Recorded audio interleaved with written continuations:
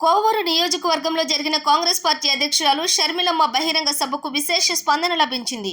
రాజశేఖర్ రెడ్డి బిడ్డ షర్మిలారెడ్డిని చూడడానికి వేలాదిగా కాంగ్రెస్ కార్యకర్తలు స్వచ్ఛందంగా తరలివచ్చి జయప్రదం చేశారు. కోవూరులోని ప్రజలు మళ్లీ కాంగ్రెస్ వైపు చూస్తున్నారని కోవూరు నియోజకవర్గం కాంగ్రెస్ పార్టీ ఎమ్మెల్యే అభ్యర్థి నారపరెడ్డి కిరణ్ కుమార్ రెడ్డి అన్నారు. కోవూరు నియోజకవర్గంలో కాంగ్రెస్ పార్టీ తరపున శాసనసభ అభ్యర్థిగా నాకు అవకాశం కల్పించింది కాంగ్రెస్ పార్టీ అని తెలిపారు. ఈ ప్రాంతీయ పార్టీలు అన్నీ కూడా రాష్ట్రానికి కానీ దేశానికి కానీ ఈ యొక్క నియోజకవర్గాల్లో వ్యక్తిగత అజెండాలతో పనిచేస్తున్నాయి తప్ప ప్రజల సంక్షేమం కోసం కాదు అనే విషయం అర్థమయ్యి తిరిగి మళ్లీ కాంగ్రెస్ పార్టీతో ఈ రాష్ట్రం బాగుపడుతుందన్నారు. ప్రత్యేక హోదా హామీతో ప్రజల్లోకి వెళ్తుంటే విశేష స్పందన వస్తోందన్నారు. కాంగ్రెస్ పార్టీ అనేది బడుగు బలహీన వర్గాల పార్టీ అని, ముస్లింల పార్టీ, క్రిస్టియన్ల పార్టీ, హిందువుల పార్టీ, ఒక సెక్యులర్గా ఎటువంటి వివాదాలు లేకుండా అందరూ సంతోషంగా ఉండాలంటే అది ఒక కాంగ్రెస్ పార్టీతోనే సాధ్యమవుతుంది అంటున్నారు. కోవూరు నియోజకవర్గం కాంగ్రెస్ పార్టీ ఎమ్మెల్యే అభ్యర్థి నారపరెడ్డి కిరణ్ కుమార్ రెడ్డితో మా నెల్లూరు జిల్లా ప్రతినిధి Haribabu face to face. Congress party అభ్యర్థి నారపరెడ్డి కిరణ్ కుమార్ రెడ్డి గారు ఉన్నారు. ఎలా ఎన్నికల ప్రచారం ఎలా సాగుతుందో ఆయన అడిగి మరి కొన్ని విషయాలు తెలుసుకుందాం. సార్, కోవూరు నియోజకవర్గంలో కాంగ్రెస్ పార్టీ తరఫున ఎన్నికల ప్రచారం ముమ్మరం చేస్తున్నారు. దీని మీద మీరేమంటారు? కోవూరు నియోజకవర్గంలో కాంగ్రెస్ పార్టీ తరఫున శాసనసభ అభ్యర్థిగా నాకు అవకాశం ఇచ్చింది కాంగ్రెస్ పార్టీ. కాంగ్రెస్ పార్టీ సభ కోవూరు నియోజకవర్గంలో మొన్న జరిగిన బహిరంగ సభ విశేష స్పందన. రాజశేఖర రెడ్డి గారి బిడ్డ షర్మిలారెడ్డి గారిని చూడడానికి వేలాదిగా కాంగ్రెస్ కార్యకర్తలు ఆ నియోజకవర్గంలో స్వచ్ఛందంగా తరలివచ్చి జయప్రదం చేశారంటేనే కోవూరులో మళ్ళీ తిరిగి కాంగ్రెస్ వైపు ప్రజలు చూస్తున్నారు.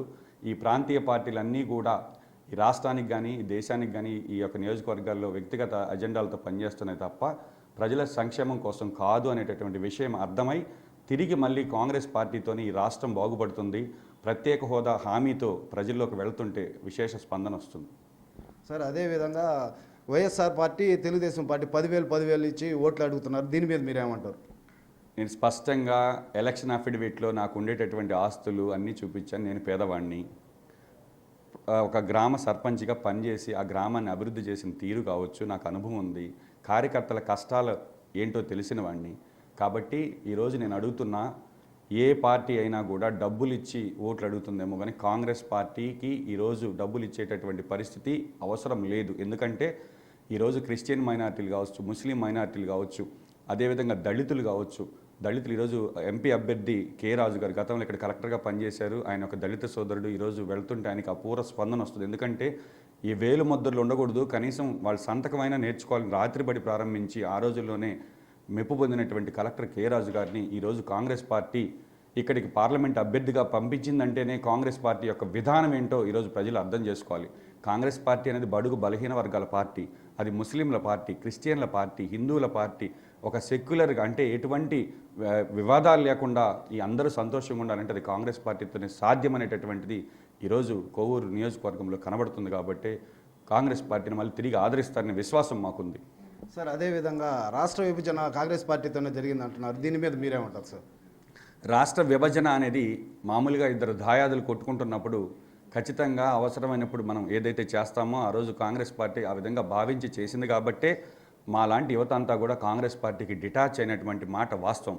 కానీ తర్వాత వచ్చినటువంటి చంద్రబాబు గారు కావచ్చు, జగన్మోహన్ రెడ్డి గారు కావచ్చు, ఏదైతే కాంగ్రెస్ పార్టీ విడదీసేటప్పుడు కూడా ఈ రాష్ట్రానికి సంబంధించి రాష్ట్ర ప్రజల భవిష్యత్తు దృష్ట్యా విభజన బిల్లులో చాలా హామీలు పొందుపరిచింది. వాటిల్లో జాతీయ విద్యా సంస్థలు అవ్వచ్చు, ఏదైతే ఇండస్ట్రియల్ కారిడార్ అవ్వచ్చు, అదేవిధంగా మెట్రో ట్రైన్స్కి సంబంధించి కావచ్చు, ఇవన్నీ కూడా వీళ్ళు పోలవరం ప్రాజెక్ట్ అవ్వచ్చు, ఇవన్నీ సాధించడంలో వీళ్ళు బీజేపీతో లాలూచి పడి ఈ రాష్ట్రాన్ని దగా చేసిన పార్టీలు ఏమైనా ఉన్నాయంటే ఒకటి చంద్రబాబు గారు, రెండోది జగన్మోహన్ రెడ్డి గారు. ఈరోజు విభజన బిల్లులో ఉండేటటువంటి హామీలను మీరు ఈరోజు సాధించున్నా కూడా ఈ రాష్ట్రం వేరేలా ఉండేది. అందుకే తిరిగి చెప్తున్నాం, ఏదైతే విభజన చేశామో విభజన గాయాలు మళ్ళీ తిరిగి మాని ఈ రాష్ట్రం అభివృద్ధి ప్రదంలో నడవాలంటే అది కాంగ్రెస్ పార్టీతోనే సాధ్యం. కాంగ్రెస్ పార్టీ ఈరోజు హామీ ఇస్తుంది. రాహుల్ గాంధీ గారు జోడో యాత్రలో చెప్పారు, ఆంధ్రప్రదేశ్కి 10 సంవత్సరాల పాటు ప్రత్యేక హోదా ఇస్తామని మేనిఫెస్టోతో మేము ముందుకు వచ్చాం. యువత కావచ్చు, అన్ని వర్గాలు కావచ్చు, ఈరోజు కాంగ్రెస్ పార్టీని మళ్ళీ తిరిగి ఆదరించాలని ఆశతో ఉన్నారు. ఖచ్చితంగా ఆదరిస్తారని నమ్మకం ఉంది. సార్ అదేవిధంగా గ్రామాల్లో మీరు ఎన్నో సేవా కార్యక్రమాలు చేశారు, ఇప్పుడు కూడా చేస్తున్నారా, ఇంకా చేస్తూనే ఉంటారా? ఇప్పుడు కూడా మా గ్రామానికి సంబంధించినంత వరకు మా మండలంలో కొన్ని సేవా కార్యక్రమాలు నాకున్న శక్తి కొద్దీ చేస్తుంటాను. కాబట్టి మనం ఎందుకంటే డబ్బులు ఉంటే సేవా కార్యక్రమాలు చేయడం అనేది ఎవరేం చేస్తారు. నాకు ఆదర్శం ఎవరంటే ఇక్కడ రామూర్తి నగర్ సెంటర్లో ఒక సోడా బండి ఉంటుంది. అతను దాని మీద ఏం రాసుకొని ఉంటాడంటే గర్భిణులకు ఉచితంగా నేను సోడా ఇస్తానంటాడు. కాబట్టి అతని శక్తి కొద్దీ అతను చేస్తున్నాడు తప్ప నా దగ్గర ఒక 1000 కోట్లు ఉన్నప్పుడు నేను 10 కోట్లు ఖర్చు పెడతానంటే దాన్ని సేవ అంటారు. సేవా గుణము రాజకీయ నాయకులకు ఉండాల్సింది క్షమాగుణం, సేవాగుణం, అవి రెండు నాలో ఉన్నాయి. కాబట్టి నన్ను ఆదరించమని ఈరోజు కోవూరు నియోజకవర్గ ప్రజలను వేడుకుంటున్నాను. ఇది ప్రస్తుత పరిస్థితి. నారపరెడ్డి కిరణ్ కుమార్ రెడ్డి గారు ఎన్నికల్లో గెలుపొందితే ఎన్నో సేవా కార్యక్రమాలు నియోజకవర్గ అభివృద్ధి చేస్తానని చెప్పి తను అంటున్నారు. అదేవిధంగా గ్రామాల్లో ప్రతి ఒక్కరూ నాకు మాత్రం ఓటేయండి అని చెప్పి కిరణ్ కుమార్ అంటున్నారు. అదేవిధంగా నియోజకవర్గంలో ఎన్నో కష్టాలు నష్టాలు వచ్చినా నేనున్నానంటూ భరోసా కల్పిస్తూ ఆయన ముందున్నారంటున్న కిరణ్ కుమార్ రెడ్డి గారు ఉన్నారు.